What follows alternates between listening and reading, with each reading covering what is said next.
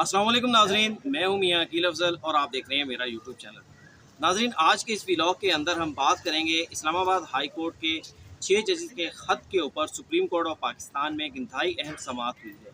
इंतहाई अहम समाअत मैं इसलिए कह रहा हूँ कि जब से चीफ जस्टिस काजी फ़ायज़ ईसा ने ओहदा संभाला है तो एक तासुर ये आ रहा था कि जो दौर जस्टिस उमर अता बंदयाल का था उसके अंदर जो अदलिया में तकसीम थी वो बज़ाहिर यूँ नज़र आ रहा था कि काजी साहब के दौर के आके अंदर आकर ख़त्म हो गई है। काजी साहब ने उसके ऊपर किसी न किसी हद तक कंट्रोल कर लिया है। लेकिन कल से हम ये देख रहे हैं कि अदलिया में तकसीम एक मरतबा फिर नज़र आना शुरू हो गई है। इसके ऊपर हम बात करेंगे। हमारे साथ यहाँ पर सीनियर साफ़ी राजा बशारत साहब मौजूद हैं। राजा साहब, ये बताइएगा कि ये तासुर आ रहा था कि जनाब चीफ जस्टिस काजी फ़ायज़ ईसा साहब ने जो दुनिया में तकसीम का तासुर था जो वो ख़त्म कर दिया, लेकिन कल एक स्टे आया और उस स्टे को लोगों ने जिस तरह ताबीर किया, फिर उसके बाद आज बेंच के अंदर भी जस्टिस अतर मनिल्ला और चीफ जस्टिस के दरमियान जिस तरह जो है वो जुमलों का तबादला हुआ, तो उस पर आप क्या कहेंगे? बिस्मिल्लाहिर्रहमानिर्रहीम। बहुत शुक्रिया अकील साहब। ये मैं समझता हूँ कि ये लफ्ज़ आपने इस्तेमाल किया तकसीम। तकसीम नहीं है, इख्तलाफ ज़रूर है।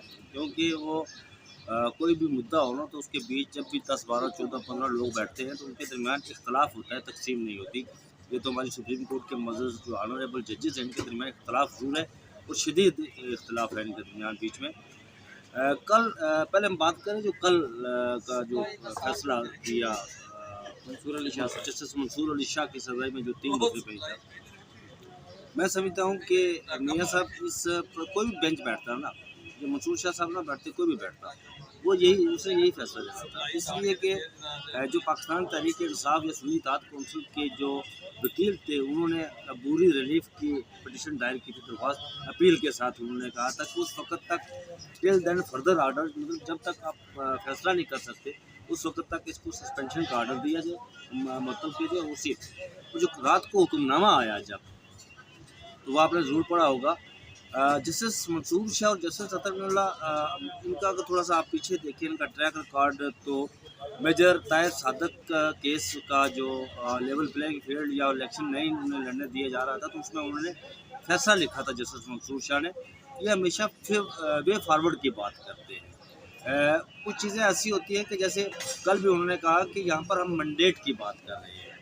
ये बात दुरुस्त है कि एक सियासी पार्टी अगर कोई उसके 200 आज़ाद लोग जीत कर आए, जिस तरह कल मंसूर शाह साहब ने भी फरमाया, और 6 पॉलिटिकल पार्टी के लोग हों, तो वो मखसूस जिससे उन 200 की मखसूस 6 को नहीं दी जाएंगी ना। ये इस पर आइन खामोश है। 51 की तशरीह इसकी करनी चाहिए, जिस पर उन्होंने कहा कि हम इस पर करेंगे। लेकिन मैं समझता हूँ कि एक अभी फ़िलहाल एक रास्ता रुका है मियाँ साहब, जो जुडिशल रिफॉर्म्स लाने के लिए बातचीत हो रही थी ना, कि हम जुडिशल रिफॉर्म्स लाएंगे। अब जुडिशल रिफॉर्म्स हर सियासी जमात की, पॉलिटिकल पार्टीज़ की, वकला की, हर इंटेलेक्चुअल की, सिविल सोसाइटी की ये डिमांड है, ये मांग है, ये होनी चाहिए। हम भी इसका साथ हैं कि ये होनी चाहिए, क्योंकि जजेस की जो अपॉइंटमेंट का तरीका है ना पाकिस्तान में, वो ठीक नहीं है। वो इसलिए ठीक नहीं है कि यहाँ पर मियाँ साहब आप एक सियासी पार्टी को ऐड कर रहे हैं, कोई वकील आपके बहुत ज़्यादा करीब है, तो फिर आप चाहेंगे कि मेरा वकील जो है वो जज बन जाए। ये नहीं होना चाहिए। इसके लिए बाकायदा CSS टाइप एक एग्ज़ाम होना चाहिए, जिसकी वजह से, लेकिन जो कोई काबिलियत का इम्कान होना चाहिए, जिसमें ये सामने आए कि वाकया वो उस छन्नी से वो छन कर आगे आया है बंदा। लेकिन मैं समझता हूँ कि यहाँ पर एक और मसला था। ये बात दुरुस्त है कि यहाँ पर दुनिया भर में पार्लियामेंट बालादस्त होती है, इसमें कोई दो राय नहीं है। लेकिन हिंदुस्तान के अंदर 74 में एक इलाहाबाद हाई कोर्ट का एक केस था, राज बनाम इंदिरा गांधी वाला।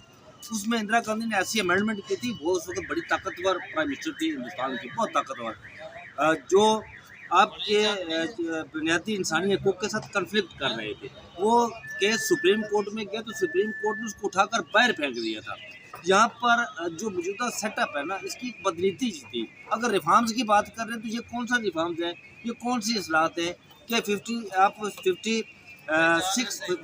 65 से उसको 68 तक ले जाए, उम्र बढ़ा दे। ये कौन सी रिफॉर्म्स है, कौन सी असलाहत है? ये असलाहत होनी चाहिए, लेकिन जजेस की अपॉइंटमेंट तक होनी चाहिए। ये देखो, आप सरकारी मुलाजमिन को 3 साल उसकी एज बढ़ा देगा, दुनिया भर में 60 साल तक उनसे काम नहीं जाता है, उसके बाद उन्हें भेज दिया जाता है घर, जाए भाई नए लोगों को मौका दे।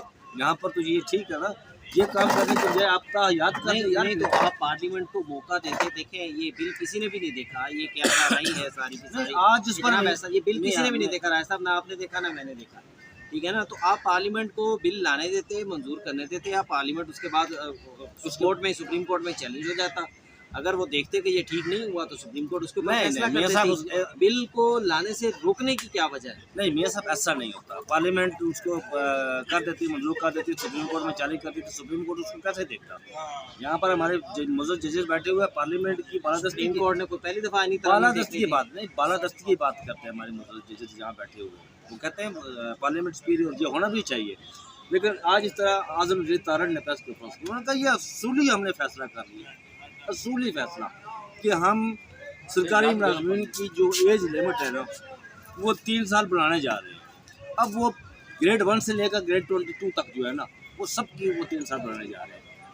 असल में ये बात थी, बाकी पैकेज की वो जो रिफॉर्म्स वाला था वो तो एक डकुसला है ना, डकुसला है कि किसने लाना है, क्या कर रहा है, क्या नहीं कर रहा है। असल में उसके पीछे ये मुद्दा था, जो टोटल गेम थी ना वो ये थी।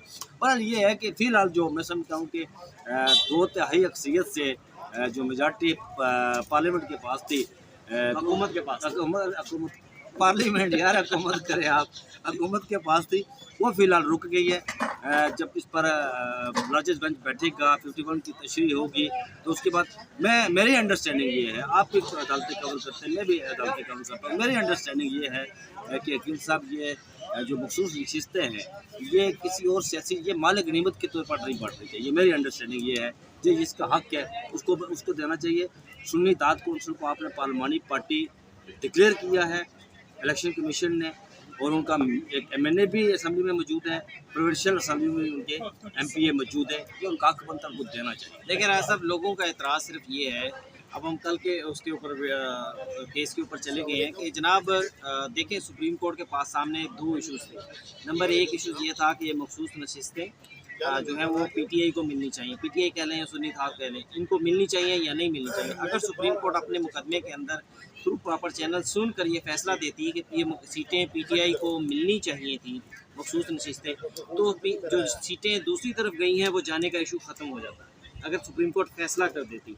दूसरा इशू ये था कि अगर सुप्रीम कोर्ट ये फैसला कर दी कि ये सीटें PTI को नहीं मिल सकती थी, सुन्नी इत्तेहाद कौंसिल को नहीं मिल सकती थी, तो फिर इशू ये आना था कि ये मखसूस नशिस्तें कहाँ जाती।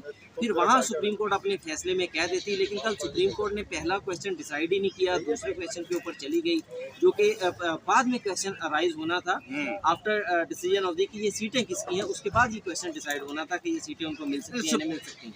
लेकिन सुप्रीम कोर्ट ने दूसरे क्वेश्चन को पकड़ लिया, और फिर मैं इंतज़ार करता रहा कि जनाब जो दरख्वास्त गुजार हैं, मैं और दूसरे लोग जो बेंच में बैठे हुए थे, कि जनाब दरख्वास्त गुजार फैसल सिद्दीकी साहब स्टे मांगे, स्टे की रिक्वेस्ट करें, लेकिन फैसल सिद्दीकी साहब खामोश करें। बेंच के मेम्बरान की जानिब से 4-5 मरतबा कहा गया कि जनाब स्टे को भी देखना है, स्टे को भी देखना है। तो ये तो वकीलों का काम था, वो स्टे मांगते, बेंच स्टे देता। साहब आपको लेकिन यहाँ जजेस मुझे नजर आए कि जनाब वो स्टे देने को जहाँ तैयार मैंने नहीं। पहले जिक्र किया कि उन्होंने पिटीशन दायर की थी मंडे को बुरी रिलीफ की, उन्होंने मांगा था बुरी रिलीफ। तो बात दुरुस्त है आपकी कि जजेस को वकील को बात करनी चाहिए थी, उन्होंने वकील ने बात की या नहीं की, लेकिन अटॉर्नी जनरल साहब इस मामले पर जब वो थे अच्छा, वो भी खामोश अटॉर्नी रहे, जनरल साहब को भी जो कल दिलचस्प हो गया, वो भी खामोश ये रहे। वो भी लोग कल से ये कह रहे हैं कि अगर ये हुकूमत का अटॉर्नी जनरल होता तो कल ऐसे ना होता कि अटॉर्नी जनरल कम से कम वो क्या कहते हैं अज़राए तकल्लुफ़ कहते तो सही जनाब स्टे ना दें, मेरी हुकूमत की 2/3 जा रही है, लेकिन उन्होंने भी नहीं कहा ठीक है सर बस ठीक है करके उन्होंने कहा जी दे दें स्टे, और अटॉर्नी जनरल ने खामोशी से 2/3 अक्सरियत जो थी ना वो ख़त्म करवा दी खामोशी के साथ। बिल्कुल ऐसा ही है। और आज जो समाज अच्छा, आज की समात के ऊपर आते हैं। आज की समात के अंदर राय साहब वो क्या बात हुई थी जब चीफ जस्टिस काजी फैसल साहब ने बेंच में शामिल एक मेंबर को यहाँ तक कह दिया कि ठीक है अगर फिर ये बात है तो फिर आपको भी यहाँ पर बेंच में नहीं बैठना चाहिए। वो असल में ये हुआ था कि अदालतों में मुदाखलत की बात हो रही थी ना, मुदाखलत और मिली भगत बेंच की मिली भगत की बात हो रही थी कि जजेस की मिली भगत और फलां की मिली भगत, उस पर चीफ जस्टिस जिसरत अब्दुल्ला ने यह बात की थी कि आज भी मिली भगत हो रही है। 2017-18 से 18 ये अदालत जो है ये जी, मिली ऐसा ही। भगत से फैसले दे रही बिल्कुल है। ऐसा ही है। तो उन्होंने कहा उस वक्त अगर एक किसी सियासी पार्टी को फायदा पहुंचाया कि उन साथ ही भी बात की थी, आज भी किसी को फायदा पहुंचाया जा रहा है, जिस पर चीफ जस्टिस ने कहा कि अगर ये बात है तो उन्हें बेंच में नहीं बैठना चाहिए, बेंच से जो जज मिली भगत मिली को भगत तस्लीम कर रहा तस्लीम है, करे, उन्हें चला जाना चाहिए। जज को मिले बेंच लेकिन में नहीं बैठाना। लेकिन एक बात मियां साहब मैं आपको बताऊं, वो ये है कि जिस तरह चीफ जस्टिस साहब कह रहे हैं ना कि जज ठीक है, जज को जो है वो स्टैंड लेना चाहिए, मजबूत होना चाहिए।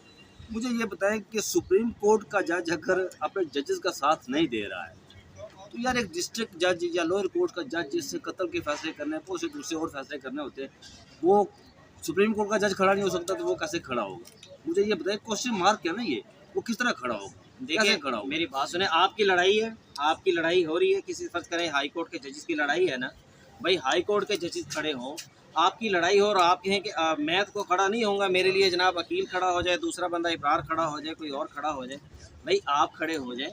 इस्लामाबाद हाई कोर्ट ने एक बड़ा स्टैंड लिया जनाब कि जनाब हम डीसी इस्लामाबाद को सदा सुनाएंगे और एसपी साहब को सदा सुनाएंगे।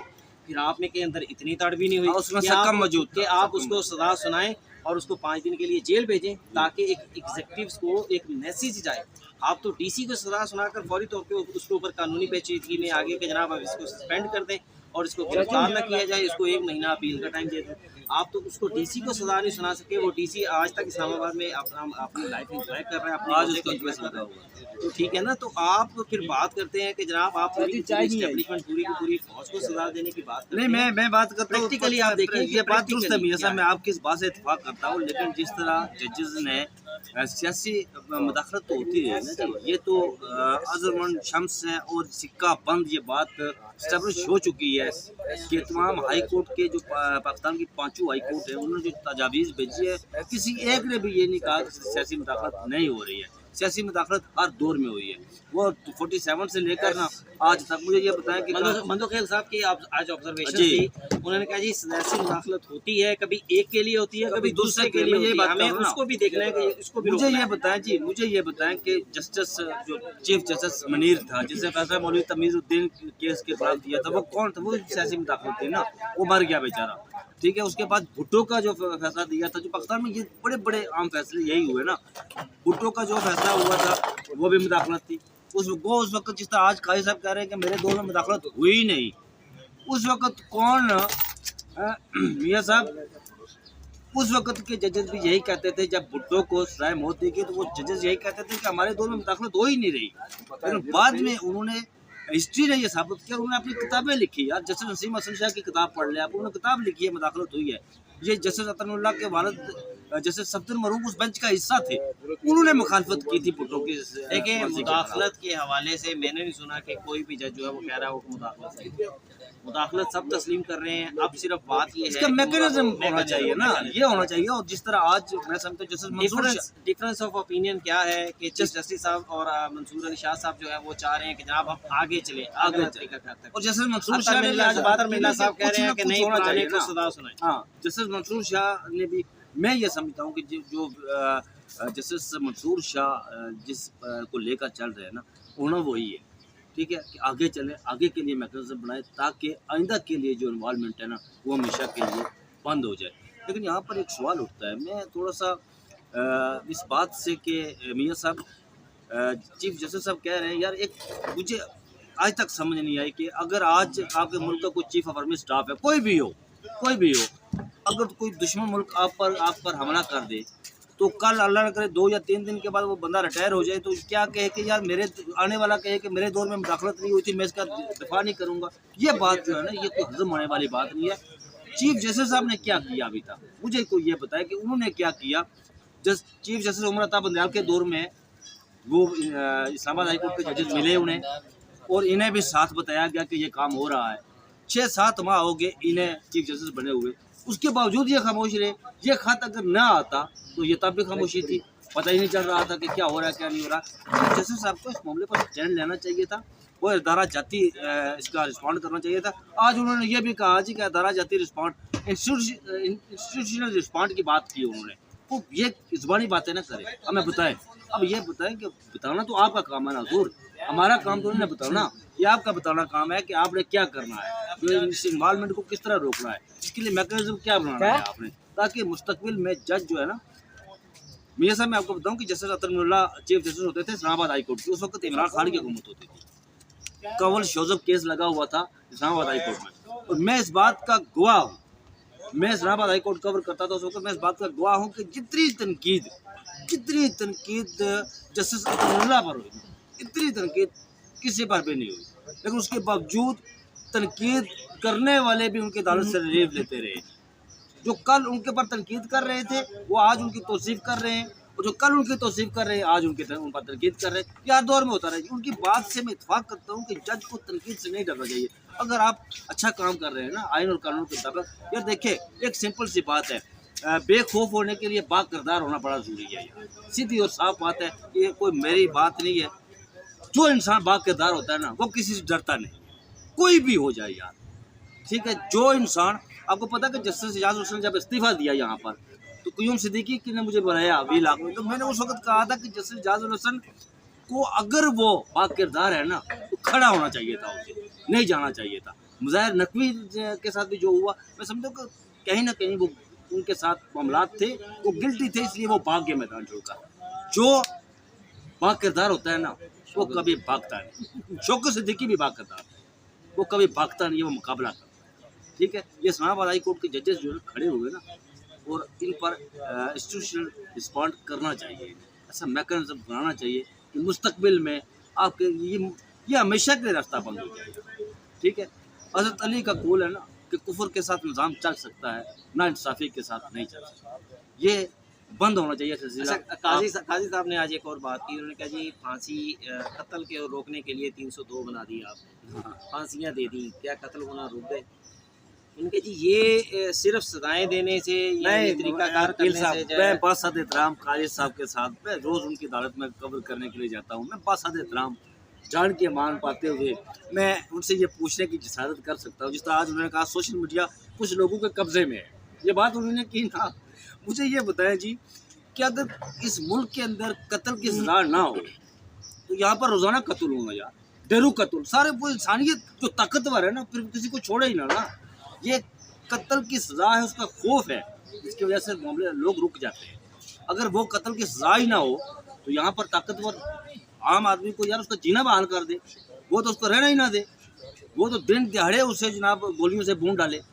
ये जो एक सज़ा है कि भाई कत्ल की सज़ा उसके बदले में फांसी है, तो उसकी वजह से मतलब 25 करोड़ पाकिस्तान की आबादी है ना, कितने कत्ल होते हैं रोज़, 10, 20, 15 होते होंगे ना यार। ये बात काजी साहब की मुझे समझ नहीं आई। इतना अहम मुकदमा और सबका रिस्पांस आ गया, मुकदमा चल भी गया। दूसरे अटॉर्नी जनरल साहब ने तो कल तक का टाइम मांगा था जवाब जमा कराने के लिए, लेकिन इसकी जो डेट है वो नहीं दी गई, मुकदमा जो है वो कूद करते चला गया। क्या कहते हैं? मैं खाते नहीं गया, लेकिन ये है कि डेट नहीं दी गई। कि डेट नहीं दी। मुमकिन है कि इसी हफ्ते थर्सडे को या फ्राइडे को कमेटी बैठे तो ऑर्डर नहीं, ये जो इस आज की प्रोसीडिंग का ऑर्डर है शायद उसके अंदर डेट आ जाए कि कब करेंगे। ये खूब कहते हैं, लेकिन आम तासुर यही दिया जा रहा है कि लेकिन मैं समझता हूँ, मेरी जो अंडरस्टैंडिंग है मियाँ साहब, मैं समझता हूँ कि ये मामला रुकेगा नहीं, ये किसी न किसी अदलिया को खड़ा होना पड़ेगा, उनको मैकेनिज्म बनाना पड़ेगा। या ये हो सकता है कि वो अदलिया गवर्नमेंट पाकिस्तान को, फेडरल गवर्नमेंट को कह सकती है कि आप जजेस की इन्वॉल्वमेंट के हवाले से एक मैकेनिज्म दें और उस पर आइंदा के लिए मामला ख़त्म। और एक और बात जाते जाते मैं सब ये अर्ज़ करूँ कि मुझे समझ नहीं आई है, यहाँ पर justice chief justice Umar Ata Bandial जब चीफ जस्टिस थे ना, तो उन्हें किसी ने कहा जी कि मीडिया पर बड़ी तनकीद होती है आप पर ना, तो आप इनको इस मीडिया को निकेल डालें। तो उन्होंने बड़े एक गोल्डन वर्ड मुझे याद आ रहे हैं यार, उनके गोल्डन वर्ड्स तो नहीं कह सकते लेकिन उनकी सेइंग मुझे याद आ रही है। वो कह रहे थे, वो कहते हैं कि यार ये जो तनकीद करते हैं ना इन्हें करने दें। मैं इस मुल्क में एक मीडिया आज़ाद है, वो अगर ब्रास निकालते हैं तो मैं क्यों इस तरह करूं। उन्होंने तनकीद वैसे बड़ी बर्दाश्त की है, लेकिन काजी साहब का आज का ये लफ्ज़ कि यार सोशल मीडिया पर कुछ लोगों का कब्जा है जिसकी वजह से हम जो है ना ये सारा कुछ किया। ये बात तनकीद से घबराना नहीं चाहिए। तनकीद से आप इसरा का पहलू लें और उस तरफ चले जाएँ ताकि मुस्तक़बिल आप पर कोई तनकीद ना करें। दूसरी बात यह है मियाँ साहब, आप भी बड़े अरसे से बहुत सीनियर जर्नलिस्ट है, जब कोई फैसला आता है ना तो पब्लिक होता है ना, तो वो पब्लिक का फैसला होता है, फिर उस पर तनकीद करना पब्लिक, ये आपको आइन हक देता है। तज़ीक नहीं होनी चाहिए। तज़ीक कोई भी बाशऊर इंसान तज़ीक नहीं करता। जिस तरह जस्टिस बाबर स्टार की जो फैमिली की यहाँ पर जो उनकी लेकर सोशल मीडिया पर लीक की गई उनकी डिटेल्स लेकर, इसकी इजाज़त नहीं होनी चाहिए। वो जस्टिस बाबर स्टार हो, वो चीफ जस्टिस काजी फाइज सा हूँ, वो मैं हूँ, आप हूँ, कोई भी हो, आप फैसलों में बात करें, फैसलों पर बात करें, तज़ीक करें, पर्सनल बात ना करें। इसकी इजाज़त नहीं होनी चाहिए। और ये बात बिल्कुल सही है। लेकिन तज़ीक तो कोई नहीं बर्दाश्त करता, ये तज़ीक होनी नहीं चाहिए। वैसे आज की जो कार्रवाई थी उसमें 2 बार एसोसिएशन ने, सुप्रीम कोर्ट बार ने और इस्लामाबाद हाई कोर्ट बार ने, पाकिस्तान बार कौंसिल ने भी, उन्होंने उनकी तजावीज़ सुनकर ये लगता था कि जैसे उन्होंने कह दिया कि जनाब इस मुल्क के अंदर अदलिया की आज़ादी या एजेंसियों की मुदाखलत का अगर कोई जिम्मेदार है तो ये मीडिया है, सोशल मीडिया है, इसको करना चाहिए। तो भाई केस है अदलिया की आज़ादी का और आप दलाइल दे रहे हैं मीडिया के ऊपर कि जनाब मीडिया को पकड़ा जाए, तो मीडिया जिम्मेदार है इसका। बाबा इस्लामाबाद मीडिया जिम्मेदार है ये सारी। इस्लामाबाद बार के जो वकील दलाइल दे रहे थे, तो मैंने कहा कि यार इन्होंने तो टोटल पता नहीं साउथ अफ्रीका, नीबिया की एग्जाम्पल थी उन्होंने। यार दुनिया कहाँ चली गई है यार। आज भी देखिए हिंदुस्तान आपका पड़ोसी देश है ना ये हिंदुस्तान, एक ही दिन हम आज़ाद हुए यार। आज यहाँ वहाँ देखिए, वहाँ पर भी तनकीद होती है, जजेस पर तनकीद होती है, फैसलों पर तनकीद होती है, तज़ीक नहीं होती वहाँ पर भी। और वहाँ पर जो लाइव स्ट्रीमिंग होती है, सारा कुछ होता है। ये सोशल मीडिया, हिंदुस्तान के अंदर सोशल मीडिया भी आज़ाद है यार, वहाँ पर एक्स पर पाबंदी नहीं है यार। देखिए मैं समझता हूँ मियाँ साहब, जिस माशरे में ये मुकालमे को जो है ना फ़रोग़ पज़ीर होना चाहिए। हज़ूर पाक ने भी मुकालमा किया। वो जो सुलह हुदैबिया था, वो क्या था? मुकालमा ही था ना, जिसको कुरान में फ़तह मुबीन के नाम से याद किया गया। हालांकि हज़ूर पाक के सहाबा किराम ने कहा था कि हमें शिकस्त हो गई, हमें कुछ भी नहीं मिला, कुछ भी नहीं मिला। लेकिन उन्होंने कहा नहीं, वो पीछे हटे, तो कुरान ने उन्हें फ़तह मुबीन के नाम से। मुकालमा न होने की वजह से आपके माशरे के अंदर घुटन बढ़ती है, और जब घुटन बढ़ती है तो फिर तबाही उस माशरे का मुकद्दर हो जाया करती है। यार मुकालमे को जो है ना वो फ़रोग़ देना चाहिए, मुकालमा होना चाहिए। मुकालमा से आपके मामलात का हल निकलता है। जितने भी जो इश्यूज़ हों, मसाइल हो, मुकालमा से ही मसाइल का हल निकलता है। मिल बैठ कर ये मीडिया की पाबंदी, ये सोशल मीडिया पर, ये फलां पर, ये नहीं होना चाहिए यार। बिल्कुल मैं भी राय साहब इसका प्रोग्राम के इख्तिताम में यही कहूँगा कि मीडिया को फलने फूलने दिया जाए, आज़ाद इसको रहने दिया जाए, इस पर पाबंदियों की बात ना की जाए, क्योंकि मीडिया वो वाहिद इदारा है जिसका काम सिर्फ़ और सिर्फ लोगों को जो है वो आईना दिखाना है। अब कुछ आईना दिखाने के अंदर कुछ लोग उसको एग्जैजरेट कर जाते हैं, बढ़ा जाते हैं, कुछ जो कि किसी को पसंद आता है, किसी को नहीं पसंद आता। लेकिन अब इस चीज़ को रोकने के लिए अगर कानून साजी कर दी जाएगी तो सज़ाओं से आप डरा तो सकते हैं लोगों को, लेकिन जो बात आप एजुकेट करना चाह रहे हैं मीडिया को ना, वो एजुकेशन नहीं होगी, वो सिर्फ लोगों के दिलों में एक डर होगा कि ये सज़ा है। तो इसलिए मीडिया को सेल्फ रेगुलेशन की तरफ जो है वो जाने दिया जाए। 2 साल, 5 साल, 7 साल ऐसे गुजरेंगे ना, अल्टीमेटली लोग खुद एजुकेट हो जाएंगे कि भाई हम जो ये जो बात कर रहे हैं ये गलत है। लेकिन मियाँ साहब एक बात आपको बताऊँ कि मुझे आज तक इस चीज़ की समझ नहीं। वो कहते हैं ना, एक उनकी सेइंग है बाबा अशफाक की नहीं, वासिफ अली वासिफ की है, ये जो बात आपने खौफ की ना, कि खौफ से क्या पैदा होता है? नफरत बढ़ती है, तो फिर क्या होता है? बगावत। फिर बगावत सबको कुचल कर रख देती है ना, ये नहीं होना चाहिए। बात जो खौफ है ना, खौफ का मतलब आप एजुकेट करें लोगों को। ये खौफ जो है ना, ये कभी भी कायम नहीं रह सकता। जब खौफ की दीवारें गिरती है तो फिर यार माशरे के अंदर नारकी फैलती है ना, फिर आप आगे जाने के बजाय पीछे चले जाते हैं। ये नहीं होना चाहिए। आज के व्लॉग में नाज़रीन इतना ही। मुझे और राजा बशारत साहब को इजाज़त दीजिए। अल्लाह हाफ़िज़।